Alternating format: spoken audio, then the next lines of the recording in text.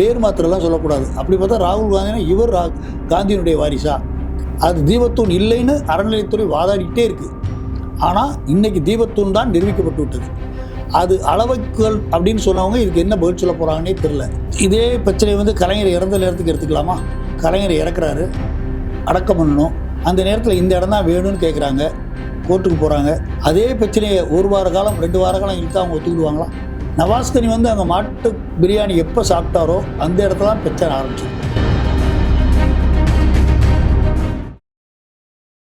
Reports now நேயர்களுக்கு வணக்கம்.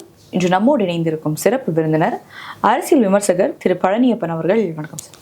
வணக்கம்மா. மகாத்மா காந்தி 100 நாள் வேலை திட்டம், அதை விக்ஷித் பாரத் ரோஜ்கர் மற்றும் அஜீவிகா மிஷன் அப்படின்ட்டு மத்திய அரசு மாற்றம் ஏற்படுத்தியிருக்காங்க.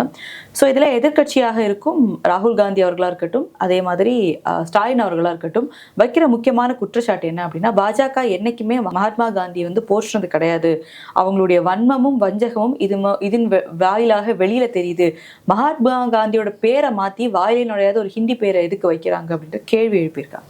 மகாத்மா காந்தியோட பேரை மாற்றணுங்கிற அவசியம் மத்திய அரசு கிடையாது. மத்திய அரசு இப்போ அந்த திட்டத்தை கொஞ்சம் மேம்படுத்தி வேலைவாய்ப்பு மற்றும் வாழ்வாதார உத்தரவாத திட்டமும் மாற்றிருக்காங்க. முந்தி கொடுத்த சம்பளத்தோடு அதிகப்படுத்தியிருக்காங்க.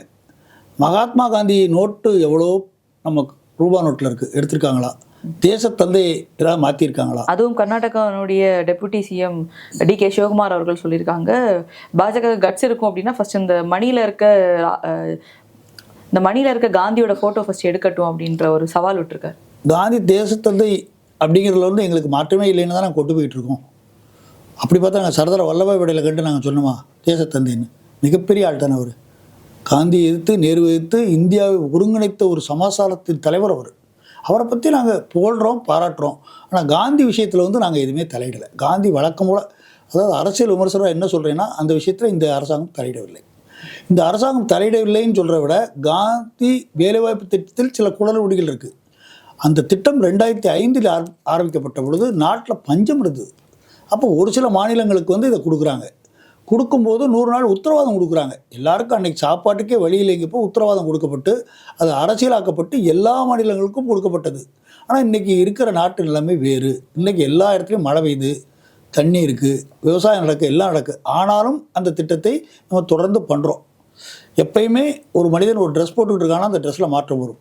எப்பயுமே ஒரு ட்ராயர் போட்டுட்டு அடுத்து பேண்ட் போட வேண்டிய சூழ்நிலை வரும். அதே மாதிரி மாற்றம் வரும்போது காந்திய பேர் மாற்றிருக்காங்களே தவிர அதை மேம்படுத்தி அந்த திட்டத்தை கொடுத்துருக்காங்க. இதே காந்திக்கு இருக்கக்கூடிய எத்தனையோ திட்டங்களுக்கு இதே மோடி கவர்மெண்ட் பேர் சுட்டுறாங்க. மோடி கவர்மெண்ட் இன்றைக்கி காந்தியை பாராட்டுறாங்க, மேற்கோள் காட்டுறாங்க. இன்றைக்கு காந்தியோட பிறந்தநாளை எவ்வளோ சிறப்பாக கொண்டாடுறாங்கன்னு ராகுல் காந்திக்கு தெரியும். ராகுல் காந்தி வளர்ச்சி திட்டத்தை நோக்கிய பயணத்தை தான் சிந்தனை செய்யணுமே தவிர பேர் மாத்திரம்லாம் சொல்லக்கூடாது. அப்படி பார்த்தா ராகுல் காந்தினா இவர் காந்தியினுடைய வாரிசா? கிடையாது. இவர் காந்திங்கிற ஒரு பேரை வச்சுக்கிட்டு இருக்காரு. மற்றபடி எடுத்து பார்த்தீங்கன்னா காந்தி திட்டம் அதை விட மேம்படுத்தப்பட்டால் இன்னைக்கு காந்தியே சந்தோஷப்படுவார். அந்த மாதிரி இந்த காசு கொடுக்கறதுக்கும் இவ்வளோ நாள் 90% அவங்க கொடுத்துட்டு இருந்தாங்க. இப்போ அந்த 60 மாத்துறாங்க.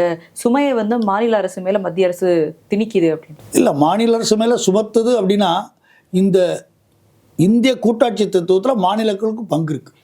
பங்கு இருக்கின்ற பொழுது அந்த 100 நாளுங்கிறது 125 நாள், இன்னும் 25% எக்ஸ்ட்ரா போட்டிருக்காங்க. ஏற்றி இவங்க 60% மத்திய அரசும் 40% மாநில அரசும் கொடுக்குறாங்க. பெரிய பாதிப்பு ஒன்றுங்கிறாரு. 10% 5% வித்தியாசம் வரப்போகுது. தன்னுடைய மக்களுக்காக, தன்னுடைய மாநில மக்களுக்காக, தன்னால் கொடுக்கப்படுகின்ற ஒரு வேலைவாய்ப்புக்கு தன்னுடைய நிதியிலிருந்து ஒரு சின்ன தொகையை ஒரு மாநில அரசு கொடுத்தா என்ன தப்பு? தவறில்லை. இது அகில இந்திய திட்டம் தான், மத்திய அரசால் நடத்தப்படுகின்ற திட்டம். அப்படின்னா இவ்வளோ நாளும் நடத்தப்பட்ட திட்டத்துக்கு முழுக்க எல்லா மாநில அரசுகளும் இது மாநில அரசின் மூலமாக நிதியின் மூலமாக நடத்தப்பட்டதுன்னு யாராவது சொன்னாங்களா? சொல்லவே இல்லையே. அவங்களத்தான் பிரகடனப்படுத்திக்கிட்டாங்க. இன்றைக்கி தமிழ்நாட்டில் ஒரு திட்டம், இந்த 100 நாள் வேலை திட்டம் நடந்தாலும் அதில் தமிழக அரசு கொடுக்குற மாதிரி தானே ஒரு மாயை உருவாக்குனாங்க. மத்திய அரசு பண்ண மாதிரி சொல்லவே இல்லையே. அப்போ இன்றைக்கி மத்திய அரசு 60% நான் தரேன், 125 நாளாக உயர்த்துறேன். அந்த உயர்த்தப்படுகின்ற பொழுது ஒரு 40% நீ கொடுங்கல, கூட்டி கழிச்சு கற்று பார்த்தா 10% 5% தான் மாநில அரசு கொடுக்க போகுது. இன்னைக்கு போய் மத்திய அரசு எங்களை வஞ்சிக்கிறது அப்படின்னா, அப்போ இருக்கிற இத்தனை நாள் கொடுக்கப்பட்ட திட்டம் இதே மாதிரி தான் ரேஷன் கடையில் கொடுக்கப்படுகின்ற எல்லா பொருட்களுக்கும் மானியம் மத்திய அரசு தான் கொடுக்கு. அதையும் வெளிக்காட்ட மாட்டேங்கிங்க. அப்போ இந்த மாதிரி நெருக்கடிகள் கொடுக்கப்பட்டால்தான் உண்மையும் மக்களுக்கு தெரிய வரும். இந்த மாதிரியான 100 நாள் வேலை திட்டம் நடக்கும்போது விவசாயத்துல வந்து நிறைய ஃபால்ட் வந்து நடக்குது அப்படின்றதும், சரியாக வேலை பார்க்க மாட்றாங்க, ஆனா காசை மட்டும் வாங்கிட்டு போறாங்கன்ற பல குற்றச்சாட்டுகள் வந்து 100 நாள் வேலை திட்டத்துல இருந்து இல்லை. ஸோ இந்த லா வந்து திரும்ப இவங்க ரினோவேட் பண்றதுல ஏதாவது மாற்றங்கள் ஏற்பட்டுருக்கு? இந்த 100 நாள் வேலை திட்டம் வந்து வேலை திறனற்ற, வேலை செய்ய முடியாத ஏழை மக்களுக்காக கொடுக்கப்பட்ட திட்டம் தான் 100 நாள் வேலை திட்டம். மத்திய அரசு ஆரம்பிக்கும் போது அப்படி தான் சொல்லுச்சு. ஆனால் இன்றைக்கி எல்லாருமே அதில் கலந்துக்கிட்டு எல்லாருமே வேலையே பார்க்காம பணம் வாங்குறாங்க. எனக்கு தெரிஞ்சு சில கிராமங்களில் 100 நாள் வேலை திட்டத்தில் வாங்குறவங்க எல்லாரும் ஒரு அமௌண்ட்டை கலெக்ட் பண்ணி ஒரு டிராக்டர்கார கையில் கொடுத்து அவன் டிராக்டரில் மொத்த கான்ட்ராக்டாக மண்ணள்ளி போட்டு வேலையை முடிச்சுட்டு போயிடுறான். இவங்க வந்து பேசிக்கிட்டு இருக்காங்க. அப்போ இந்த திட்டத்தை தவறாக நிறைய விஷயங்கள் நடக்குது. அப்படி நடக்கின்ற பொழுது நெல் நடவு நடக்கு, அறுவடை பண்ணுறாங்க, அன்னைக்கு விவசாய கூலிக்கு ஆளே கிடைக்காம போயிடுறாங்க. கிடைக்கலைங்கிற பட்சத்தில் இவங்களை கூப்பிட்டாலும் யாரும் வர்றதில்லை. ஏன்னா இவங்க இந்த வேலையில் வந்து வேலை செய்யாமலே சம்பாதிக்கக்கூடிய, எப்படி இலவச திட்டம் மாதிரி இதை பயன்படுத்த ஆரம்பித்ததுனால வேலை கூலிக்கு ஆள் இல்லை. திரும்ப எடுத்து பார்த்தீங்கன்னா இது இந்தியா முழுக்கும் நடைபெறக்கூடிய நிகழ்வு. அறுவடை காலங்களிலோ அல்லது விதைப்பு காலங்களிலோ ஆள் இல்லைங்கிறப்ப அந்த 2 மாதத்திற்கு இந்த திட்டம் கிடையாதுன்னு மத்திய அரசு சொல்கிறது முழுக்க முழுக்க மத்திய அரசும் செய்யக்கூடிய வாதம் சரியான வாதம். இப்போ பல விஷயங்களை வந்து மாற்றியிருக்காங்க. பேர் மாற்றம் மட்டும் இல்லாமல் இந்த காசு இல்லாமல் முன்னாடி என்ன இருந்ததோ இல்லை பல விஷயங்கள் வந்து மாற்றப்பட்டிருக்கு இல்லையா? ஸோ அது எல்லாமே வந்து தமிழக மக்களையும் சரி, இந்தியாவில் இருக்க மக்கள் எல்லாம் வஞ்சிக்கிற மாதிரி இருக்குது. அதாவது மக்களுடைய வாழ்வாதாரத்தை உயர்த்துறதுக்கு தான் இந்த திட்டம் வந்து கொண்டு வந்தாங்க காங்கிரஸ் ஆட்சியில். ஆனால் இப்போ வந்து மோடி அவர்கள் டெல்லியில் இருந்து கொண்டே ஒவ்வொரு மாநிலத்திலையும் வந்து கையில் வந்து ரிமோட் மாதிரி ஆட்டணும்னு நினச்சிட்டு இருக்காரு. இது வந்து வாழ்வாதாரத்தை மேம்படுத்தும் விதமாக இல்லை அப்படின்னு ராகுல் காந்தி அவர்கள் குற்றச்சாட்டு வைக்கிறார். ராகுல் காந்தி குற்றச்சாட்டு உண்மையாக இருந்தால் 100 நாள் வேலை திட்டத்தை 50 நாள் வேலை திட்டத்தை அரசாங்கம் குறைச்சிருக்கலாமே. இல்லை 50 நாள் வேலை திட்டத்துக்கு கொடுக்கக்கூடிய தொகையை பாதியாக குறைச்சிருக்கலாம். மக்களை வேறு விதமாக வந்து கம்பல்சரியாக வேறு வித பணிகளுக்கு ஈடுபட விடாமல் தடுத்துருக்கலாம். இந்த திட்டத்தை எடுத்துருக்கலாம். ஆனால் அவங்க அப்படிலாம் பண்ணலை. 100 நாளாக 120 நாளாக உயர்த்தி இன்னும் திட்டத்தில் சில மெருகு ஊட்டுறாங்க. அறுவடை காலத்திலேயோ அல்லது நீங்கள் விதைகள் பயிரிடக்கூடிய காலத்திலேயோ நீங்கள் போக வேண்டான்னு சொல்கிறாங்க. அது நல்லது. இன்றைக்கி இந்தியாவில் இருக்கக்கூடிய எல்லா மாநிலங்களும் 2005 கொண்டு வரப்பட்ட திட்டம். இன்றைக்கி 2005 ஒரு கல்வி திட்டம் இருந்தால் கூட, 2005 ஒரு சட்டம் இருந்தால் கூட, இந்த 20 வருஷத்தில் சில மாற்றங்கள் கண்டிப்பாக வந்திருக்கும். எல்லா திட்டத்திலையும் வந்திருக்கும், மாற்றமே கிடையாது. ராகுல் காந்தி 2005 எப்படி இருந்தாலும் யோசிச்சு பார்த்தா அவர் நிலைமை அவருக்கு தெரியும். அவர் எப்படி குழந்தையாக இருந்திருப்பார். ஸோ அவர் இன்றைக்கி மெருகேற இல்லையா? அதே மாதிரி தான் எல்லாமே மாற்றுக்கிட்டதுக்கு உட்பட்டது. அந்த மாற்றத்தில் 2005 2025 சின்ன சின்ன மாற்றங்களோடு அடுத்த நிலையை நோக்கி போகக்கூடிய மாற்றத்தோடு இன்றைக்கி மத்திய அரசு செய்கிறாங்க. 125 நாளாக உயர்த்தலுக்கு ராகுல் காந்தி உண்மையிலே பாராட்டுறோம். மக்களுக்கு 100 நாள் கிடைச்ச வேலை 125 நாள் கிடைக்க போகுது. அடுத்து விவசாயத்துக்கு பாதிப்பு இல்லாமல் நடக்க போகுது. அடுத்து மத்திய அரசோடு சேர்ந்து மாநில அரசும் இணக்கமாக செயல்பட்டு இந்த வேலையை நடத்த போகுது. அப்போ இதுவரைக்கும் மாநில அரசு தன்னுடைய மக்களுக்கு கொடுக்கப்பட்ட வேலையில் அக்கறை இல்லாமல் இருந்தாலும் தன்னுடைய பணம் உள்ளே வரும்போது இந்த நடக்கக்கூடிய சீர்கேடுகளை, நடக்கக்கூடிய தவறுகளை சுட்டி காட்டக்கூடிய இடத்துல இருக்கும். அந்த திட்டம் இன்னும் சிறப்பாக நடைபெறும். ஏன்னா இப்போது இந்த மக்களுக்கு இது கிடைக்கின்ற போது அவங்க விவசாய வேலைக்கு போக வாய்ப்பு இருக்குது. விவசாயம் வேலை நடக்கக்கூடிய நேரத்தில் அவங்க இந்த வேலைக்கு வராமல் இருக்கிறத தவிர்த்துட்டு விவசாய வேலைக்கு போவாங்க, மித்த வேலைக்கு வருவாங்க. சரி, இப்படி சொல்லக்கூடிய ராகுல் காந்தி இதே காவிரி டயத்தில், காவிரி படுகையில் எத்தனை இடத்துல தூர் வராமல் இருக்குது. அந்த இடத்துல கூட 100 நாள் வேலை திட்டம் இல்லாமல் இருக்கா? அவங்க என்ன பண்ணுறாங்க? அவங்களாம் அந்த வேலையை அந்த இடத்துல ஒழுங்காக பண்ணியிருந்தாங்கன்னா இன்னைக்கு காவிரி நதிநீர் இவ்வளோ தூரத்துக்கு ஒரு பெரிய பாதிப்பே உண்டாக்காது. ஸோ மெயினாக வந்து விவசாயம் சார்ந்த இடங்களில் கண்டிப்பாக இந்த திட்டம் முழுக்க முழுக்க அமல்படுத்த வேண்டிய ஒரு திட்டம். திருப்பரங்குன்றம் தீபத்தூணில் வந்து கார்த்திகை தீபம் ஏற்ற விடலை அப்படின்ற மன உளைச்சலில் பூர்ணச்சந்திரன் அப்படின்றவர் வந்து தன்னோட உயிரை வந்து மாய்த்திருக்காரு. அதுலேயும் முக்கியமாக அவர் சொல்கிறது, என்னோட குடும்பம் வந்து திமுகவுக்கு தான் வாக்களிச்சுட்டு இருந்தது, நாங்கள் ஒரு திமுக சப்போர்ட்டராக தான் இருக்கோம், இருந்தும் வந்து இந்துக்களுக்கு எதிராக இந்த ஒரு விஷயம் கோர்ட் வந்து தீர்ப்பு கொடுத்தோன்னா நடக்கும்னு நினச்சேன், நடக்கலை, அடுத்தது நாளாவது நடக்கும்னு நினச்சேன், அதோடைய மன உளைச்சலில் நான் வந்து என்னோட உயிரை வந்து மாய்த்து கொள்கிறேன், 2026 தீபம் ஏற்றணும் அப்படின்ற ஒரு இதை முன் வச்சுட்டு அதுக்கு இது எடுத்துக்காட்டாக இருக்குன்ற மாதிரி ஒருத்தர் இந்த ஒரு காரணத்துக்காக தன்னோட உயிரை மாய்க்கிறது சரியா? உயிரை மாய்த்தது மிகப்பெரிய தவறு. இந்திய தர்மம் அதை ஏற்றுக்கிறாது, எந்த தர்மமும் ஏற்றுக்கிறாது. ஒரு கோரிக்கைக்காக, ஒரு பிரச்சனைக்காக ஒரு மனிதன் தன்னுடைய வாழ்வை இழக்கிறான்னா கடவுள் அவனுக்கு கொடுக்கப்பட்ட ஒரு வாழ்வை, ஒரு வரத்தை, இந்த வாழ்க்கைங்கிறது ஒரு தவம் மாதிரி ஒவ்வொரு நிமிஷமும் நம்ம உணர்ந்து வாழணும். இன்றைக்கி உலகத்தில் பார்த்திங்கன்னா எத்தனை பேர் உயிருக்கு போராடிட்டு ஆஸ்தியில் போராடுறாங்க. புற்றுநோய் வந்து போராடுறாங்க. தன்னுடைய வாழ்க்கை வாழணும் எத்தனையோ பேர் எவ்வளவோ போராடிக்கிட்டு இருக்க நேரத்தில் தனக்கு ஒரு குழந்தை இருக்குது, தன்னுடைய மனைவி இருக்குது, தன்னுடைய வாழ்க்கை வாழ்வக்கூடிய வாழ்க்கை நடத்தக்கூடிய ஒரு நபர் இறக்கிறார் அப்படிங்கிறது வந்து ஏற்றுக்கொள்ளக்கூடிய விஷயமே கிடையாது. அவர் என்னை சொன்ன போனால் ஒரு கோழை தான் உண்மையிலே. அந்த கோழைத்தனமான முடிவுக்கு அவர் போனது மிகப்பெரிய தவறு. அதையும் தாண்டி உணர்வுபூர்வமாக பார்த்தா அவருடைய மன உளைச்சலோட வெளிப்பாடு முதல்ல இந்த அரசாங்கத்துக்கு தெரியணும். 1792 இதே திருப்பரங்குன்ற கோயிலுக்குள்ள ஐரோப்பியர்கள் உள்ள வந்ததுக்காக போராடி குட்டின்னு ஒருத்தர் உயிரை விட்டிருக்காரு. அதுக்கு பின்னாடி எத்தனையோ விஷயங்கள் நடந்திருக்கு வச்சிருக்கு. இன்னைக்கு தீபமேற்ற பிரச்சனை, அந்த ஒரு நாள் பிரச்சனை அழகாக இஸ்லாமியர்கள் அதை ஒத்துக்கிட்ட பிரச்சனை. இஸ்லாமியர்கள் அந்த ஊரில் யாரும் எதிர்ப்பு தெரிவிக்கல. அந்த ஒரு நாள் அந்த ஒரு பிரச்சனையை ஸ்டாலின் முடிச்சு கொடுத்துப்பாரு. ஆனால் இந்தளவு பிரச்சனை பூதாகரமாக இருந்திருக்காது. இன்றைக்கி ஒரு குடும்பம் நிற்கதியாக நிற்கி. இன்றைக்கி அதே நாளில் வந்து இப்போ நேற்று ஸ்டாலின் பேசியிருக்காரு. உயர்திரு ஸ்டாலின் நமது முதலமைச்சர் என்ன பேசியிருக்காங்கன்னா, என்னுடைய மனைவி பேச்சை நான் எப்போ கேட்டு நடக்கிறவேன்னு. அதே மனைவி திருமதி துர்கா ஸ்டாலின் எத்தனை கோயிலில் போய் எவ்வளோ நல்ல விஷயங்கள் பண்ணுறாங்க. அந்த அம்மா இவருக்கு சொல்லலாம். ஏன்னு கேட்டிங்கன்னா, தமிழக மக்களுடைய உணர்வுகளை அந்தமாக புரிஞ்சுக்கிறாங்க. அவங்க செய்யக்கூடிய ஒரு பெரிய புண்ணியம் அது. இன்றைக்கி அவங்க கோயிலுகளாக போகிறாங்க, எல்லா கோயிலுக்கும் போகிறாங்க.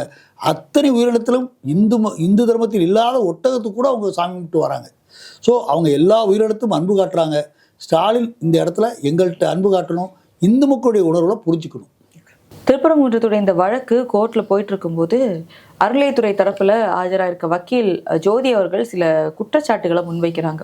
முதல்ல வந்து இது தீபத்தூணா அளவுக்கல்லா அப்படின்ற ஒரு குற்றச்சாட்டு இருந்தது. இப்போ அவர் என்ன கேட்குறாரு, முருகனுக்கு 2 மனைவிகள் இருக்கிறனால தான் நீங்கள் வந்து உச்சி பிள்ளார்லையும் ஒரு தீபம், இந்த கீழே இருக்க இந்த அளவுக்கல்லையும் ஒரு தீபம் ஏற்றுறோன்னு கேட்குறீங்களா அப்படின்னு. ஜோதி எப்போவுமே திமுக வழக்கறிஞர் எல்லாருக்கும் தெரியும். தான் என்ன பேசுகிறோங்கிறத வந்து அடுத்தவங்க மனசை புண்படாமல் பேசுகிறதுங்கிறது மனித தர்மத்தினுடைய விளைவு. இப்போ எல்லா இடத்திலும் தீபம் ஏற்றப்படுவதுங்கிறது இந்துக்களுடைய மரபு தான், அது மறுக்க முடியாது. ஆனால் முருகருக்கு 2 மனைவிங்க இருக்கா, 2 இடத்துல ஏற்றலை. எல்லா இடத்துலையும் ஏற்றப்பட வேண்டும் அப்படிங்கிற ஒரு கொள்கைக்காகத்தான் இந்துக்கள் மேலே தீபம் ஏற்றணும்னு விரும்புகிறாங்க. இது தவிர எடுத்திங்கன்னா மத்திய அரசும் சரி, மாநில அரசும் சரி, உள்ளூர் நிர்வாகமும் சரி, எல்லோரும் எல்லா இடத்துலையும் தீபம் ஏற்ற தயாராக இருக்கிறாங்க. ஆனால் எந்த இடத்துல வந்து அந்த தீபத்தூண் இல்லை, அது தீபத்தூண் இல்லைன்னு அறநிலையத்துறை வாதாடிக்கிட்டே இருக்குது. ஆனால் இன்றைக்கி தீபத்தூண் தான் நிரூபிக்கப்பட்டு விட்டது. அது அளவைக்கல் அப்படின்னு சொன்னவங்க இதுக்கு என்ன பதில் சொல்ல போகிறாங்கன்னே தெரில. அளவைக்கல்லாக இருக்குமானால் அந்த அளவைக்கல்லில் அது சம்மந்தப்பட்ட அளவு குறிப்பீடு ஒன்றுமே இன்றைக்கி இல்லை. தொல்லியல் துறை ஆராய்ச்சி பண்ணிட்டாங்க. அதுக்கு மேலே அடுத்து எடுத்து பார்த்திங்கன்னா அது சமணருடைய சின்னம் சொல்கிறாங்க. சமணர்களும் ஏறக்குறைய சமண சமயம் இந்து மதத்திலிருந்து பிரிஞ்ச ஒரு சமயம் தான். அது ஒரு தனி மதம் கிடையாது. இந்தியாவில் கூடிய பௌத்தமாகட்டும் சமணமாகட்டும் எல்லா மதங்களும் இந்து மதத்திலிருந்து பிரிந்த தாய் மதத்திலிருந்து போனது தான். அப்படி இருக்கிற பட்சத்தில் அந்த சமண மதத்தை சேர்ந்தவர்கள் அந்த தூண் வச்சுருந்தா கூட சமண மதத்தவர்கள் இரவில் தீபம் ஏற்ற மாட்டாங்க. ஏன்னா அவங்க ரோட்டில் நடக்கும்போது கூட மயில் இறகால் ரோட்டை தூத்துக்கிட்டே போகிறவங்க. ஏன்னா ஒரு சிறு துரும்பு, சிறு புழு, பூச்சி கூட அவங்க உயிர் போகக்கூடாதுன்னு நினைக்கிறவங்க. எல்லா உயிரிடத்தும் கருணையாக இருக்கிறவங்க. இன்னும் அவங்களுடைய ஆடையை பார்த்தீங்கன்னாலே வித்தியாசமாக இருக்கும். அந்தளவுக்கு இருக்கக்கூடியவங்க இரவு நேரத்தில் தீபத்தை ஏற்றி, பூச்சிகள் வந்து விழுந்து இறக்கக்கூடிய இடத்துல ஒரு தீபத்தை ஏற்றி அவங்களுடைய தீபமாக வச்சிருந்து அங்கே உரையாற்றினாங்கிறது இன்னும் சந்தேகத்திற்குரிய கேள்வி. அது தொல்லியல் துறை தான் அதை ஆராய்ச்சி பண்ணி முடிவு பண்ணும். முதல்ல இது தீபத்தூண் இல்லை அளவுக்கல் அப்படின்றத கனிமொழி உட்பட பலரும் வந்து வச்சுருந்தாங்க. இப்போ அதுலேருந்து ஒரு ஸ்டெப்பு போய் அது தூண் அப்படின்னு வந்தது அப்புறம் அது தீபத்தூண் தான், ஆனால் ஹிந்துக்களோடது இல்லை, அது சமணர்களோடது, ஜெயின்ஸுடையது அப்படின்றது. இந்த ஒரு வே ஆஃப் டிரான்ஸ்ஃபர்மேஷன் ஒன்று இருக்குது இல்லையா. அது இப்போ அது தீபத்தூண் தான், ஹிந்துக்கள் அது இல்லைன்னு சொல்லிட்டு சமணர்கள்னு சொன்னால் பரவாயில்ல. ஆனால் அளவுக்கல்லேருந்து மறுபடியும் அது தூண் தான், தீபத்தூண் தான். அது மட்டும் இல்லாமல் மதுரையில் நிறைய தூண் இருக்குது அப்படின்னு சொல்லி எல்லா தூண்லேயும் தீபம் ஏற்ற முடியுமான்ற கேள்வியும் வக்கீல் வைக்கிறார். ஒரே ஒரு கேள்வி என்னன்னு கேட்டிங்கன்னா, ஒரு விஷயத்தை வந்து அந்த முன்னிறுத்தக்கூடிய விஷயத்தில் நியாய தர்மத்தோடு நோக்கணும், ஒருதலை பட்சமாக இருக்கக்கூடாது. அதாவது ஒரு விஷயம் தமிழில் பழமொழி சொல்லுவாங்க, தூங்குறவனை எழுப்பிடலாம், தூங்குற மாதிரி நடிக்கிறவனு எழுப்பவே முடியாது. அதே மாதிரி இந்த திமுக அரசாங்கம் இன்னைக்கு இந்து விரோத போக்கு கையில் எடுக்கணுங்கிற முடிவில் எல்லா விஷயத்திலையும் எடுத்துக்கிட்டு இருக்காங்க. ஒரு விஷயம் 2 விஷயம் இல்லை, எல்லா விஷயத்திலும் எடுக்கிறாங்க. குடமுழுக்கு நடத்துகிறாங்க, அதெல்லாம் வேறு விஷயம். ஆனால் இந்த திருப்பரங்குன்ற பிரச்சனையில் எடுத்துக்கிட்டால் முதல்ல அவங்க அன்னைக்கு நடந்துக்கிட்ட விதம் மிக மிக தவறு. அன்னைக்கு அழகாக நீதிபதி ஒரு தீர்ப்பு சொல்கிறாரு, அந்த தீர்ப்புக்கு கட்டுப்பட்டுருக்கலாம். இந்து அறநிலையத்துறையை வச்சு இந்து மதத்துக்கு எதிராக வாராட வைக்காங்க. அந்த இந்து அறநிலையத்துறைக்குடைய வருமானமே இந்து மதத்து மூலமாக தான் வருது. இந்து மதத்துக்கு யாராவது ஒருத்தர் எனக்கு எதிராக நானே கோர்ட்டில் வாதாடி நானே என்னுடைய படத்தை செலவழிப்பனாங்கிறது யோசிக்க வேண்டிய விஷயம். இன்றைக்கி இந்து அறநிலையத்துறை வக்கீல் வாதாடக்கூடிய ஒரு வக்கீலுக்கு சுப்ரீம் கோர்ட்டில் 22 லட்சம் ஃபீஸ் கொடுக்குறாங்க. அந்த பணம் எங்கேருந்து கொடுப்பாங்க? இப்போ கனிமொழி சொல்கிறாங்க, அந்த இடம் அளவு இதே அம்மா தான் பேசுகிறாங்க, எடப்பாடி ஆட்சியில் இளம் விதைகள் அதிகமாகறாங்கன்னாங்க. இன்றைக்கி இந்த வாதத்தை வைப்பாங்களா? அவங்க அதுக்கப்புறம் அந்த அளவைக்கோல் சொன்னதுக்கப்புறம் தொல்லியல் துறை ஆராய்ஞ்சு சில ஸ்டேட்மெண்ட் விட அந்த மாதிரி சைலண்ட் ஆகிட்டாங்க. இன்றைக்கி அதே மாதிரி இன்றைக்கி மதுவிலக்கு திட்டத்தை பற்றி அந்த மாதிரி பேசவே செய்ய மாட்டாங்க. ஸோ தனக்கு சாதகமாக தனக்கு எது தேவையோ அதை மட்டும் அந்த நேரம் செய்வது அரசியல். ஆனால் சமுதாய நோக்கத்தோடு உயரிய நோக்கத்தோடு எப்படி ஒரு சில கட்சிகள் இயங்குதோ அந்த கட்சிகளுடைய பார்வையில் யாருக்கு நல்லதோ அதை பண்ணுறது தான் வாழ்க்கையில் நியாயமான தர்மம். மக்கள் உண்மையை உணரும் போது எல்லாமே கலகலத்து போகும். ஏன்னு கேட்டிங்கன்னா, ஒரு சாதாரண பிரச்சனை, ஒரு ஊர் பிரச்சனை இன்றைக்கி பூதாகரமாக வெடித்து ஒரு உயிரை காவு வாங்கியிருக்கு. இந்த உணர்வில் இன்னும் 4 பேர் இறந்தாங்க அப்படின்னா இந்த அரசாங்கத்தின் மேலே எவ்வளோ தூரத்துக்கு ஒரு காழ்ப்புணர்வு இந்துக்களுக்கு வருங்கிறத எல்லாருமே உணரணும். இப்போ திருப்பரங்குன்றம்ல ஜிஆர் சுவாமிநாதன் அவர்கள் கொடுத்துட்டாரு வெர்டிக்ட்டு, விளக்கு ஏற்றலாம் அப்படின்ட்டு. வேணும்ன்ட்டே அறநிலையத்துறை இது பண்ணிட்டாங்க, இல்லை தமிழக அரசு போலீஸ் லோகநாதன் அவர்கள் தலைமையில் இருக்கும் காவல்துறை பண்ணிச்சுட்டு குற்றச்சாட்டு வைக்கிறாங்க. ஆனால் ஒரு புறம் லீகலி பார்த்தோம் அப்படின்னா ஜிஆர் சுவாமிநாதன் அவர்கள் விளக்கு ஏற்றலாம்னு கொடுத்தாலும் அறநிலையத்துறை தரப்பில் அவங்க மேல்முறையீடு பண்ணிட்டாங்க. ஸோ லீகலி மேல்முறையீடு இருக்குது அப்படின்றதுனால விளக்கேற்ற விடாட்டியும் பிரச்சனை இல்லை இல்லையா அது. ஆனால் இன்னொரு பக்கம் மனசார கொடுத்துட்டாங்க, நீங்கள் ஏற்ற விட்டுருக்கலான்றது ஒரு வாய்மொழி தான். ஆனால் டெக்னிக்கலி பார்க்கும்போது லால் அவங்க எந்த ஒரு தவறும் பண்ணல, இல்லை மேல்முறையீடு நாங்கள் பண்ணியிருக்கோம், அதனால நாங்கள் இப்போ தீபமேற்றம் விட முடியாது, அதோட இது வரட்டும் ஜட்ஜ்மெண்ட், அதுவும் நீங்கள் ஒரு நீதிபதியை வச்சு இந்த இதை கொடுத்துருக்கீங்க, அதனால எங்களால் ஏற்றுக்கொள்ள முடியாதுன்றது. இதே பிரச்சனை கலைஞர் இறந்த நேரத்துக்கு எடுத்துக்கலாமா? கலைஞர் இறக்குறாரு, அடக்கம் பண்ணணும், அந்த நேரத்தில் இந்த இடம் தான் வேணும்னு கேட்குறாங்க, கோர்ட்டுக்கு போகிறாங்க, கோர்ட்டுக்கு சாதகமாக தீர்ப்பு வாங்குறாங்க, கலைஞர் அடக்கம் பண்ணுறாங்க. அதே பிரச்சனையை 1 வார காலம் 2 வார காலம் இழுத்து அவங்க ஒத்துக்கிடுவாங்களா? ஒத்துக்கிட மாட்டாங்க. ஸோ அதனால் எந்த பிரச்சனை என்னைக்குள்ளே முடிக்கணும், எந்த காலகட்டத்தில் பண்ணுறோம் அப்படிங்கிறது ரொம்ப முக்கியம். திருப்பரங்குன்றத்தில் திருக்கார்த்திகை அன்னைக்கு தீபம் ஏற்ற வேண்டும்ங்கிறது இந்துக்களுடைய ஒரு முறை வழிபாடு. அந்த முறை வழிபாட்டில் அன்னைக்கு அவங்க பண்ணணும். அதுக்கு தான் அவ்வளோ போராடுறாங்க. என்னைக்குனாலும் ஏற்றணும் அப்படின்னா இந்துக்கள் அந்த அளவுக்கு அன்றைக்கி போராடிக்கவே மாட்டாங்க, கோர்ட்டுக்கு போயிருக்க மாட்டாங்க, கோர்ட்டில் தீர்ப்பு வாங்கியிருக்க மாட்டாங்க. நீதிபதியுமே அந்த தீர்ப்பை உடனடியாக விசாரித்து அன்றைக்கி திரும்ப 2 தீர்ப்பு சொல்கிறாரு. அதுக்கு மேலே சிபிஆர்எஃப் வீரர்களை வச்சு கூட தீபம் ஏற்றலான்னு சொல்கிறாரு. ஏன்? அந்த நாளினுடைய முக்கியத்துவம் அது. எந்த இடத்தில் எது முக்கியத்துவம் பெறுகிறதோ அதுக்கு நம்ம முக்கியத்துவம் கொடுத்து தான் தீரணும். அந்த இடத்துலாம் நம்முடைய உணர்வுகள் இருக்குது, உரிமைகள் இருக்குது, நம்முடைய கடமைகள் இருக்குது, மற்றவங்களை பற்றிய புரிதலும் நம்பிக்கையும் கிடைக்கும். இவ்வளோ வருஷம் இல்லாமல் இந்த வருஷம் வேணும்ன்ட்டே தேர்தல் வரப்போகும்போது இது ஒரு பிரச்சனையை உருவாக்கி இந்துக்களுக்கும் இஸ்லாமியர்களுக்கும் இடையில ஒரு சண்டையை மூட்டி விட்டு இதனால மத கலவரத்தை ஏற்படுத்தி குளிர் காஞ்சு ஒரு தேர்தல் வாக்கை பெற்றுடலாம் அப்படின்னு தான் பாஜக திட்டவட்டமாக யோசித்து செயல்பட்டுருக்காங்க. பாஜக இந்த இடத்துல யோசிச்சுன்னு ஒரு அரசியல் விமர்சகர் நான் சொல்லவே மாட்டேன். நவாஸ்கனி அங்கே மாட்டு பிரியாணி எப்போ சாப்பிட்டாரோ அந்த இடத்துல தான் பிரச்சனை ஆரம்பிச்சது. அதுக்கப்புறம் ஆடு விட்ட போறேன்னாங்க, தடுத்தாங்க. திரும்ப வெங்கடேசன் இந்த பிரச்சனையை பெருசாக்கி அறிக்கை விட்டதுக்கப்புறம் பிரச்சனை பெருசாச்சு. ஒரு சாதாரணமான விஷயம் தானே. ஒரு நாள் தீபம் வைத்திருந்தால் அன்னையோட அந்த பிரச்சனை முடிஞ்சிருக்கும். பிஜேபி கட்சியுமே அதை கையில் எடுத்துருக்க முடியாதே. ஏன் அந்த பெருந்தன்மையை செய்யலை? அன்னைக்கு செய்ய விட்டுறது அது பிரச்சனையே வந்திருக்காது, இன்றைக்கி ஒரு உயிரே போயிருக்காது. ஸோ நம்ம எந்த இடத்துல தவறு பண்ணுறோங்கிறத அரசாங்கம் தான் உணரணும். ஏன்னா இது சாதாரணமான விஷயம். முத்துராமலிங்க ஒரு நினைவு நாள் அன்னைக்கு தான் நினைவு நாளாக கொண்டாட முடியும். காமராஜர் பிறந்தநாள் அன்னைக்கு தான் காமராஜருடைய பிறந்தநாளை கொண்டாட முடியும். பாரதியார் பிறந்தநாள் அன்னைக்கு தான் பாரதியாருடைய பிறந்தநாள் கொண்டாட முடியும்.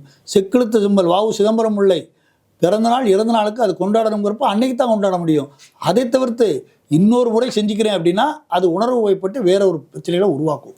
அதே மாதிரி திருக்கார்த்திகை தீபத்தன்னைக்கு அங்கே தீபம் ஏற்ற வேண்டியது என்பது இந்துக்களுடைய பாரம்பரியமான வழக்கம். நாளைக்கு திருவண்ணாமலையில் இன்னொரு நாள் ஏற்றிக்கிறீங்கன்னா ஏற்றுவாங்களா? ஏற்ற மாட்டாங்க. அத்தனை லட்சம் பேர் அதுக்காக எதிர்பார்க்குறாங்க. சமய சந்தர்ப்ப சடங்காக நடத்துகிறாங்க. கிறிஸ்மஸ் அன்னைக்கு தான் கிறிஸ்மஸை கொண்டாடுறாங்க. இஸ்லாமியர்கள் அவங்க இது அன்னைக்கு கொண்டாடுறாங்க. அதனால் அன்னைக்கு செய்ய வேண்டிய வேலை அது இந்துக்களுடைய உணர்வுக்கு இந்த அரசாங்கம் மதிப்பளிக்கணும். வருங்காலத்தில் மதிப்பளிக்கும், கண்டிப்பாக நல்ல பேர் எடுக்கும். எங்களோடு இணைந்து பல்வேறு கருத்துக்களை பயந்தமைக்கு ரொம்ப நன்றி சார். ரொம்ப நன்றிம்மா.